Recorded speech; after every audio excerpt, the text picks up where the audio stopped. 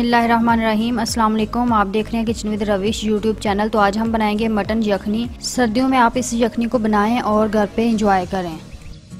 सबसे पहले हम 2 अदद प्याज लेके उनको इस तरह से मोटा मोटा काट लेंगे। 1.5 इंच लंबाई में कटा हुआ अदरक लेंगे, तकरीबन 5-6 टुकड़े लेंगे। 10 से 12 लहसुन के जवे, हाफ टेबल स्पून नमक, 1 टेबल स्पून साबुत धनिया, 1 तेज़पात, इसको इस तरह से छोटा छोटा कर लेंगे। 15 से 20 अदद काली मिर्चें, 10 से 12 लौंग, 5 से 6 दालचीनी के टुकड़े छोटे छोटे, 1 टेबल स्पून साबुत ज़ीरा लेंगे और 1.5 किलो बकरे का गोश्त लेंगे। इसको धो के अच्छी तरह से साफ़ कर लिया है। सबसे पहले हम कुकर में गोश्त ऐड कर देंगे, फिर कटा हुआ प्याज ऐड कर देंगे।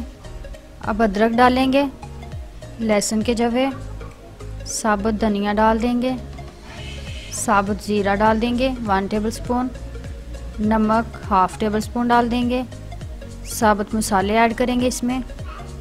अब 1 गिलास इसमें पानी ऐड कर देंगे और प्रेशर कुकर को हम बंद करेंगे और फ्लेम इसकी ऑन कर देंगे और 15 से 20 मिनट इसको पकाएंगे। 15 से 20 मिनट हो चुके हैं, तो अब देखते हैं। ये देखें यखनी हमारी रेडी है। अब इसको एक दफ़ा हम मिक्स कर लेंगे। मिक्स करने के बाद इसको हम छान लेंगे।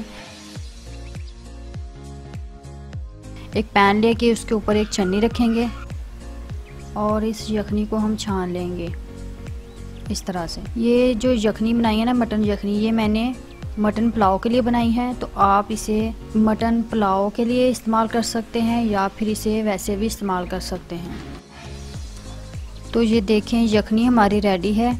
अगर आपको मटन यखनी की ये रेसिपी अच्छी लगी है तो मेरी वीडियो को लाइक करें, शेयर करें और मेरे चैनल को सब्सक्राइब करें। Thanks for watching. अल्लाह हाफिज़।